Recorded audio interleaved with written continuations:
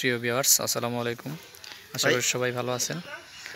তো আজকে আপনাদের সাথে আমি কথা বলবো আমাদের দেশীয় জাতের পেঁপে নিয়ে। তো আমরা ম্যাক্সিমাম ক্ষেত্রেই সবাই হাইব্রিডের প্রতি আকৃষ্ট হই, বাট আমাদের দেশীয় যে কিছু পেঁপে রয়েছে এগুলো খেতে খুবই মিষ্টি, এগুলোর কথা অনেকেই আমরা ভুলে যাই।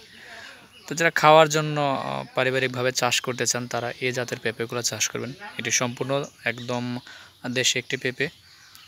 তো দেখেন এটাও কিন্তু প্রচুর পরিমাণে আসে, সেম হাইব্রিডের মতোই আগা থেকে গোড়া পর্যন্ত একদম দেখেন পেঁপেতে পরিপূর্ণ, চমৎকার একটি জাত।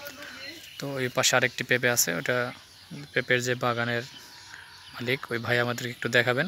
ভাই, ওই পাশের যে বাগানটা, ওই গাছটা, ওটাও কি আপনারই? হ্যাঁ, এটা আমারই। এটা জাত কি? এটা জাত হলো অরিজিনাল দেশি পেঁপে, এটা মিষ্টি এবং সুস্বাদু। আচ্ছা, ওইটা তো ওই যে দেখেন যে কোয়ালিটি অনেক।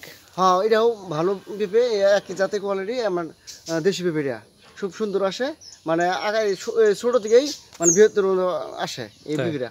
তো অনেক পেঁপে এটা আপনার এমনি কালার, ভিতরে কালারটা কেমন আসলে? কালারটা মিষ্টি মিষ্টি একবার মনে করছে কাঁঠালের রংটা, কাঁঠাল আছে ওইটাই রং আছে। আচ্ছা আচ্ছা, এই পেঁপেটা টকটকে লাল আসে। হ্যাঁ, লাল আসে, সুন্দর পেঁপে। আর বিচিও ভালো, এটা একটা বিচিও মিট যায় না। তাই? হ্যাঁ, তো অনেক সুন্দর। তো এটা আমার যারা গাইস রয়েছেন তারা অবশ্যই আমার এই ভিডিওটা দেখবেন। যারা খাওয়ার জন্য পেঁপে চাষ করতে চান তারা আমাকে ইনবক্সে নক করবেন, আমি আপনাদের সাথে যোগাযোগ করব। তো এই জাতের পেঁপে পারিবারিকভাবে করতে পারেন, কারণ এখন বর্তমানে হাইব্রিডের ভিড়ে অরিজিনাল দেশি খুঁজে পাওয়া যায় না।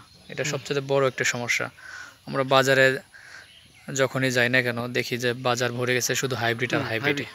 তো এগুলো হাইব্রিড পেঁপেগুলো আসলে মিষ্টিটা কম আসে, বাট আমাদের দেশীয় যে স্থানীয় যে জাত পেঁপে, এটা দেখেন আমি আপনাদেরকে দেখাচ্ছি। এই পেঁপেটা দেখেন কী পরিমাণ ধরছে, একটা ঝোঁকাতে আমি আপনাদেরকে দেখাচ্ছি। এখানে একটা, দুইটা, তিনটা, চারটা, পাঁচটা, ছয়টা, সাতটা আছে একটা ঝোঁকাতে, সাতটা আটটা পেঁপে দেখেন। তারপরে প্রায় সবগুলো একই সমান। আমি আপনাদেরকে দেখানোর চেষ্টা করতেছি। এই দেখেন ঝোঁকা কী পরিমাণ পেঁপে আসছে, মনে হয় যে আমের ঝোঁকা, আমের ঝোঁকা, সেম আমের ঝোঁকার মতো। তো আপনারা চাইলে এই দেশি পেঁপেগুলো চাষ করতে পারেন খাওয়ার জন্য। তো সবাই ভালো থাকেন, সুস্থ থাকেন। পরবর্তী ভিডিও নিয়ে আপনাদের সাথে আবারও কথা বলবো। এই বলে আমি আজকের মতো বিদায় নিচ্ছি। আল্লাহ হাফেজ।